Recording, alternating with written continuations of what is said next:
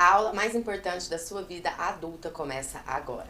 Seja muito bem-vinda à aula Como Eliminar Pensamentos Intrusos Depois do Abuso. Eu sou a Gabriela Lemos, sou especialista na superação do trauma do abuso. E ao longo dessa aula eu vou te mostrar, mulher que é sobrevivente desse trauma, como viver uma vida adulta sem resquícios do abuso. Nessa aula você vai descobrir como começar a viver uma vida sem sentimentos de culpa, bloqueio de toque físico, baixa confiança, libido, baixo senso de pertencimento. Além, é claro, de como bloquear os pensamentos intrusivos. E como construir um posicionamento com segurança, relacionamentos saudáveis, seja no âmbito amoroso, familiar, profissional. Tudo isso em alguns meses. E o principal, sem precisar se isolar de familiares e amigos, sem precisar perdoar, sem precisar envolver mais pessoas, nem contar para ninguém o que você passou, se assim você quiser. E claro, sem precisar ficar revivendo a dor do trauma a cada gatilho ou pensamento.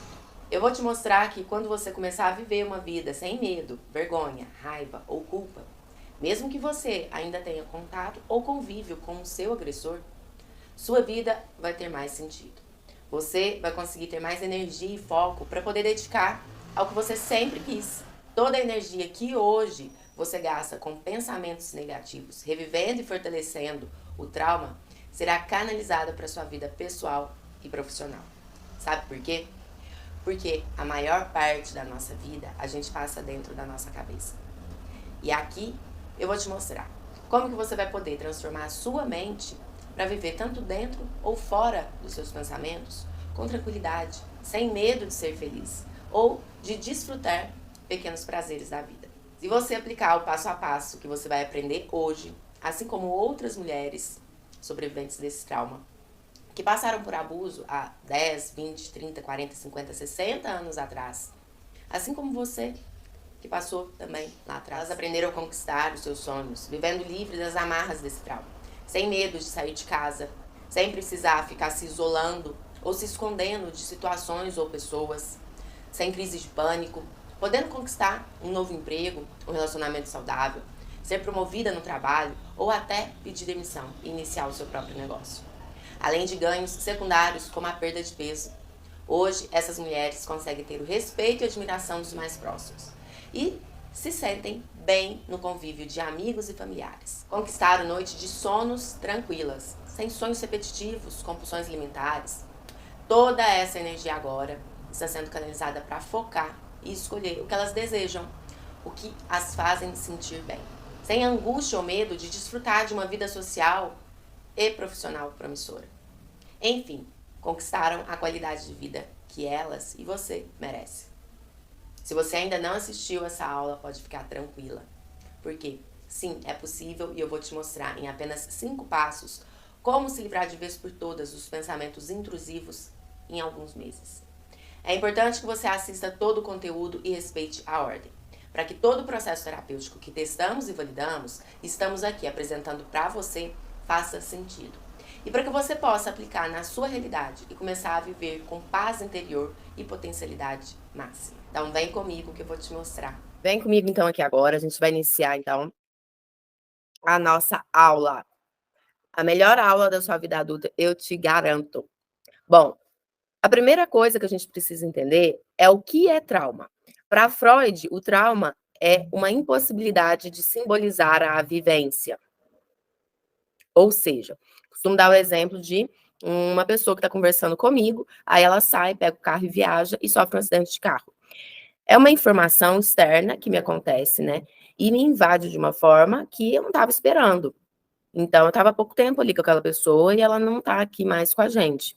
Ela veio a falecer no acidente de carro. Então, é uma incapacidade, a gente demora um processo maior para poder realizar, né, a perda daquela pessoa. Diferente de quando é uma pessoa que está indo para o hospital já adoentada várias vezes, por meses, até anos, e aí vem a falecer. A gente já consegue digerir essa informação. Então, eu costumo falar, né, a palavra simbolizar e elaborar dentro da psicanálise. Mas, para ficar mais prático, eu falo digerir. Então, algo que acontece externamente, eu absorvo, me invade de uma forma, eu não tenho, às vezes, ferramenta para lidar, foi uma coisa muito inesperada, né, principalmente se aconteceu na infância, não tenho ferramenta suficiente ali para poder me proteger, lidar com a situação, me posicionar, e aí aquilo me acontece e vai para o meu inconsciente. Por quê? O nosso cérebro, ele é setado, né, programado para a nossa sobrevivência. Se é alguma coisa que eu não consegui nem digerir, significa que é uma coisa muito perigosa. Então, ele guarda muito bem ali no nosso inconsciente, tá ok? Outra coisa que eu gosto de trazer sempre é a definição de abuso. Então, dentro da Cartilha Nacional do Governo Federal, a gente tem a definição como um ato de natureza erótica, com ou sem contato físico, com ou sem uso de força. Por quê? Muitas mulheres chegam até mim invalidando a própria dor. Ah, mas não foi abuso porque não teve penetração, porque passou por cima da roupa, porque de fato ali não aconteceu alguma coisa mais abrusca. Claro que sempre vai haver histórias muito piores, situações muito mais agressivas, mas a gente não pode invalidar a nossa dor. Então, sim, se traz um olhar para a criança erótico nas pernas dela, quando ela está de saia e de short, a criança absorve, isso impacta o psiquismo e vai ter consequências na vida adulta. Com toque, então, nem se fala. E com uso de força, muito mais forte ainda. Agora que a gente entendeu, então, que o trauma vai lá para o nosso inconsciente, principalmente, né, porque é a incapacidade de simbolizar, a gente vai entender, então, como que a nossa mente é organizada. Então, segundo Freud, a gente tem o consciente e o inconsciente. O consciente é o nosso analítico, que a gente está aqui. Então, a gente usa ele um pouco, só que a maior parte está no nosso inconsciente. Por quê? Porque se a gente tiver tudo guardado no nosso consciente, imagina, se eu lembrar de tudo que eu vivi nessa vida, o que eu comi na quarta-feira, do dia 10 de agosto, gente, de 10 anos atrás. Não tem essa lembrança, né? O que eu vou registrar? Só o que for muito repetitivo, com muito amor ou muita dor. Então, isso fica muito bem guardado no meu inconsciente. E não vai estar no nosso consciente, porque eu aprendi a abrir a porta. Toda vez que eu vou abrir a porta, eu vou ter que pensar, nossa, deixa eu levar meu braço direito a rodar a maçaneta e puxar. Não, a gente faz isso de forma automática, não é mesmo? Então, muitas coisas não estão no nosso consciente porque a gente precisa economizar energia. Nosso organismo ainda está setado para o tempo das cavernas, que não tinha uma padaria, um supermercado a cada esquina. E aí, para nossa sobrevivência, a gente precisa economizar energia. E o nosso cérebro ele é responsável por maior parte do gasto de energia, né? Deitado pensando, a gente está gastando bastante. Então, vamos entender agora a parte do nosso inconsciente. O Freud ele dividiu, então, em 3 partes, id, ego e superego. O id, ele é nosso desejo, nosso instinto, a gente nasce com ele. Então, o bebê, ele chora porque ele quer mamar para trazer o prazer, se sentir saciado para a sua sobrevivência. Ele chora porque ele precisa ser trocado também.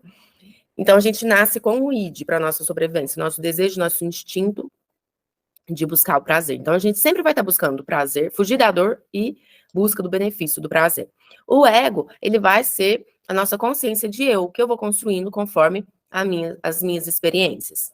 E o superego, ele é a moral e a ética. A moral e a ética, ela é construída pela sociedade, a gente não nasce com ela.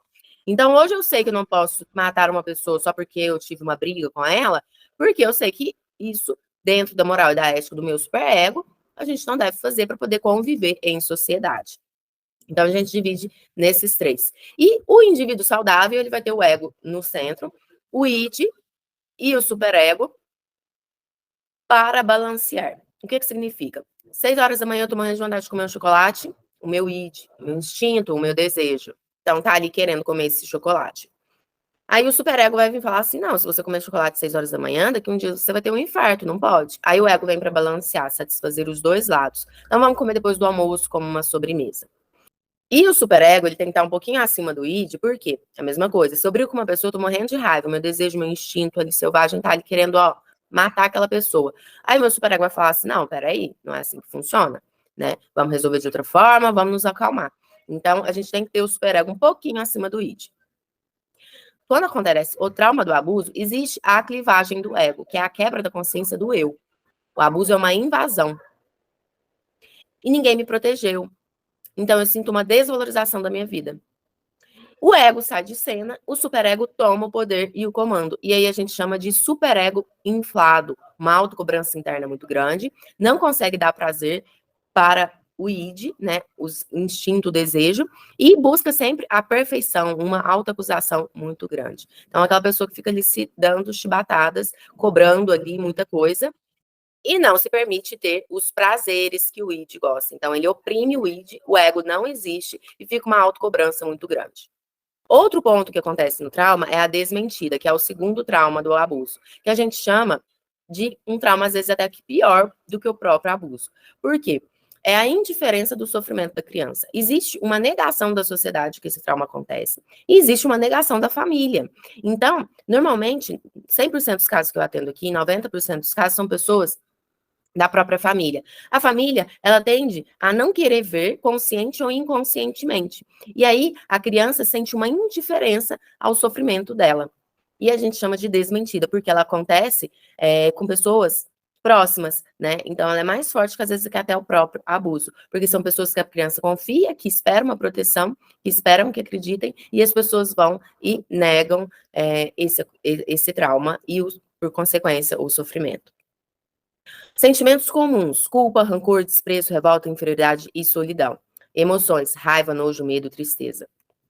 Aí o que a gente tem? Mecanismos de defesa.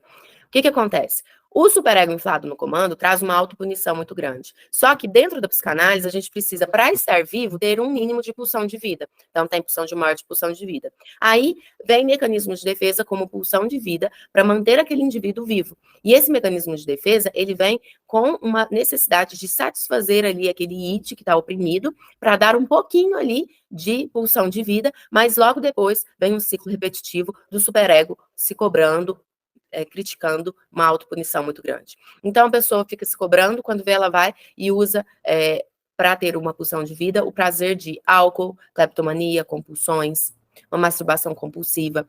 Tudo isso, ela vai como se fosse uma fuga, um escape. Aí ela se alimenta dessa pulsão de vida, mas depois volta com uma autopunição muito grande. Né? Outro mecanismo de defesa: inibição de criatividade intelectual, profissional, sexual, obsessão religiosa, uma autoexigência muito grande.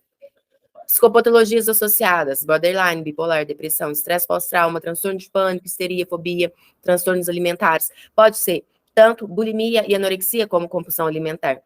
Então, depende da fase da vida que aquela pessoa se encontra. Muitas relatam bulimia e anorexia na adolescência e depois compulsão alimentar na vida adulta. Distúrbio sexual, a mesma coisa. Então, uma compulsão sexual mais jovem e depois um bloqueio de estoque físico. Ou já inicia com um bloqueio de estoque físico. Distúrbio de sono, a mesma coisa. Uma insônia, a pessoa não consegue relaxar, se desligar, ela acha que ela está em constante perigo. Ou uma pessoa que não consegue lidar com a realidade. Ela não tem estrutura interna, e aí o que ela faz? Ela só dorme. Então, ela dorme horas e horas seguidas e ela não tem energia para nada, como se alguma coisa sugasse ela mesma, de fato. E até a infertilidade. Sintomas e comportamentos associados. Então, álcool, droga, dificuldade de contato físico, sentir-se sujo, sentir-se feio, né? Inconstância de objetivos, hiperatividade, impulsividade, propensão a provocar aborto, uma automutilação e autoagressão. Então, é uma dor interna na alma muito grande. Aquela pessoa não consegue, lembra que a gente falou lá no começo, simbolizar, digerir aquilo. E aí, ela busca fazer isso de forma física, se agredindo. Então, a agressão é uma tentativa de diminuir essa dor interna. E às vezes causa até um certo prazer. É ainda, mesmo que está me prejudicando, ainda não deixa de ser uma pulsão de vida, que é uma tentativa de sair de uma dor maior muito grande, né? E simbolizar no corpo físico. Comportamentos compulsivos, de hostilidade e até prejuízos físicos, né? Problemas gastrointestinais, dor pélvica, dispareunia e vaginismo.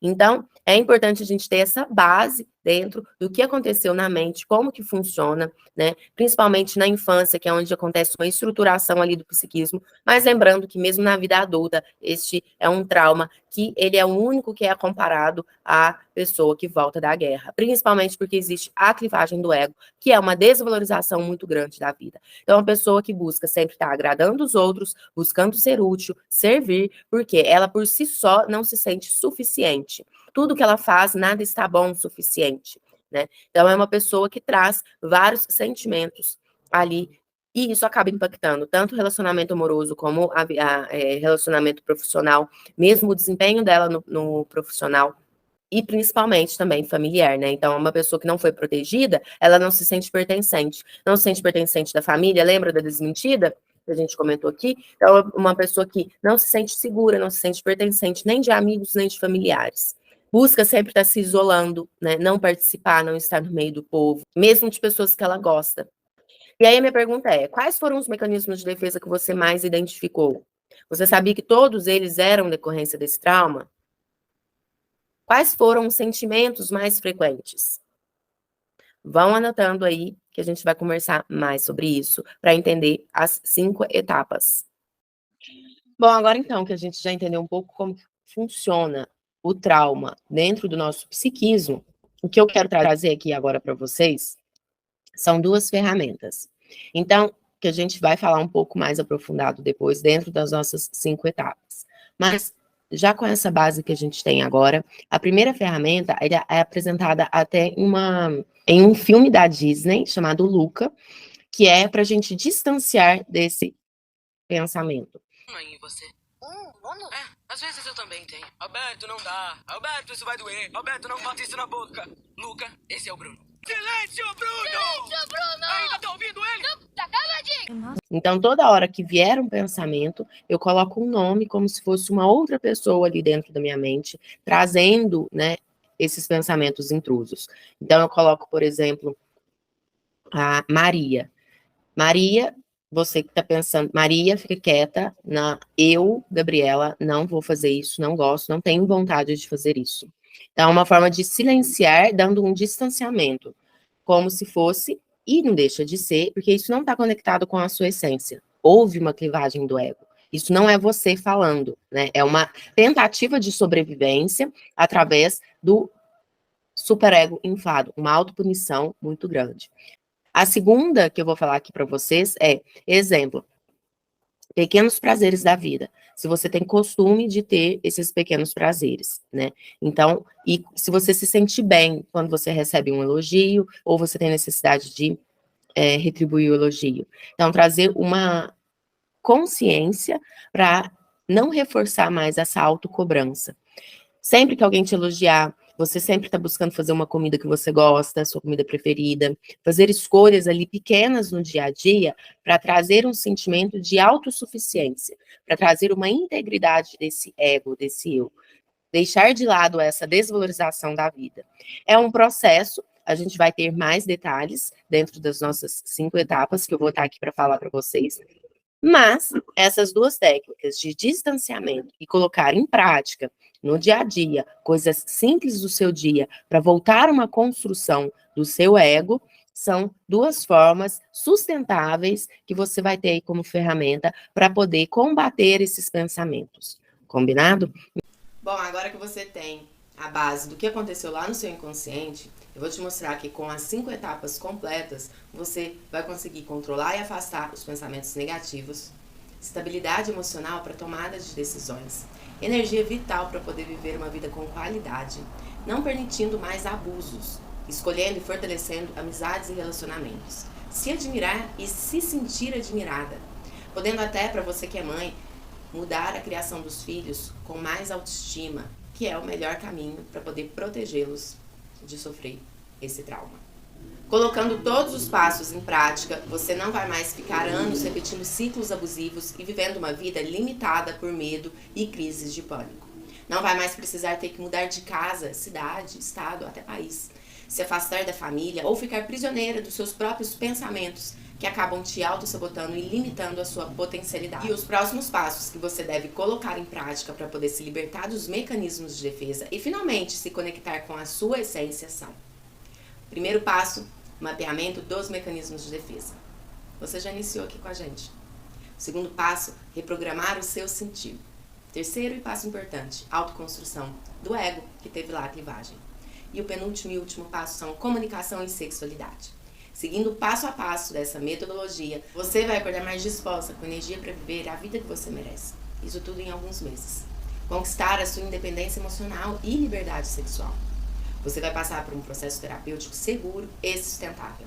Vai aprender a dizer não e a respeitar os seus limites, sem se sentir culpada ou preocupada em agradar, para mostrar o seu valor e para ser reconhecida. Agora, você sabe o passo a passo que deve seguir.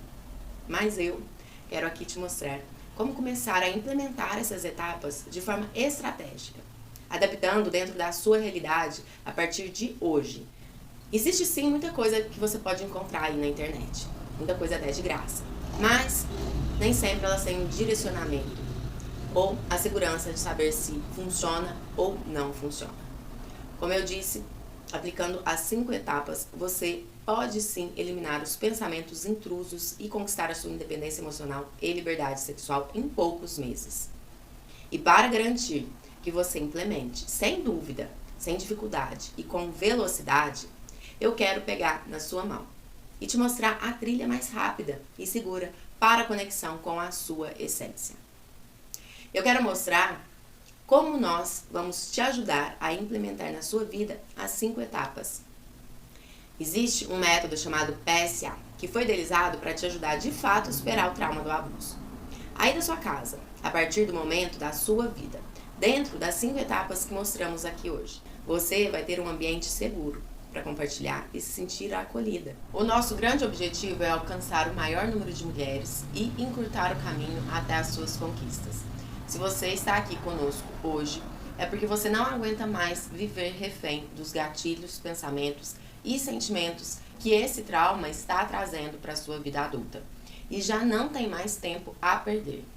Você quer viver na sua potencialidade máxima, conectada com a sua essência. E nós podemos te ajudar através da trilha PSA, que vai te guiar para a vida que você merece, além de acelerar as suas conquistas. Se você hoje sonha conseguir se libertar dos gatilhos, insônia, pesadelos, compulsões, sentimentos ruins, para começar a de fato viver uma vida leve, confortável, dentro e fora da sua mente, podendo se destacar profissionalmente, vivenciar experiências mágicas com amigos e familiares, com confiança e pertencimento. Tudo isso é possível se você trilhar o investimento se paga com as primeiras conquistas do processo. Afinal, quanto que você pagaria para nunca mais ter pensamentos compulsivos negativos? Para nunca mais sofrer outros abusos, seja no trabalho, no relacionamento amoroso, ou mesmo numa negociação de carro, casa. Quanto valeria para você ver as pessoas que você mais ama sentirem orgulho de você e não mais dó ou piedade? Ou melhor, ter coragem, paz e tranquilidade para falar não. Não mais absorver julgamentos e críticas de familiares, trabalhar com o que sempre sonhou e ser valorizada por isso. Se sentir feliz de ser quem é e de estar onde está. Sem mais remoer o passado ou ficar se alimentando de um futuro esperançoso que nunca chega. Então, aproveite para garantir sua vaga entre as 30 primeiras pessoas. Agora, me chame no WhatsApp com a palavra autoconstrução e receba o link de inscrição da trilha PSA. Tanto que em 2019 eu tinha comprado ingresso para ir num show e tal, né? E agora liberou, enfim, foi essa semana um show. E eu tinha comprado na época pra ir sozinho. Mas na época eu ainda não tava tão bem comigo, mas eu quis ser rebelde. Falei, não, eu preciso fazer algo, não. E eu vou falar a verdade, que eu fui no momento certo. Porque eu me senti tão inteira, tão liberta, tão livre, tão feliz. E cara, eu não lembro de verdade a última vez que eu me senti assim. Porque como essa minha situação aconteceu quando eu tinha 13 anos, então tem uma parte minha que eu não conheço. Nossa, eu acho que eu nunca sorri tanto, eu nunca fiquei tão feliz. E era uma felicidade de dentro, sabe? Tipo, eu voltei com mais forças ainda para esse processo.